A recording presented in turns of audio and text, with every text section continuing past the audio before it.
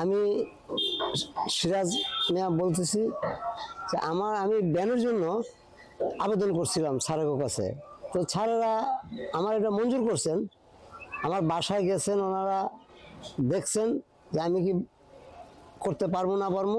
পরে আমার বলছে যে ঠিক আছে আপনি আসেন অমুক দিন, আসলে আপনার গাড়ি দেওয়া হবে। তো আমি আসছি, এই যে প্রায় মনে করেন এই ঈদের আগে আগে প্রায় 1 বছর হয় নাই, তো গাড়িটা দিছে আমারে। অসুখ বিসুখ তো স্বাভাবিক হয়, এটা মাঝে মধ্যে বন্ধ জায়গা, কি করুন, অসুস্থ থাকি, এই জন্য চোখ করতে পারি না, চালাইতে পারি না, ব্যবসা বাণিজ্য হয় আবার হয় না। এখন তো সব কিছুরই দাম বেশি, আমার বয়স হয়েছে, এই হিসাবে আমি যা পারি তাই করি আর কি, আল্লাহর ইচ্ছা।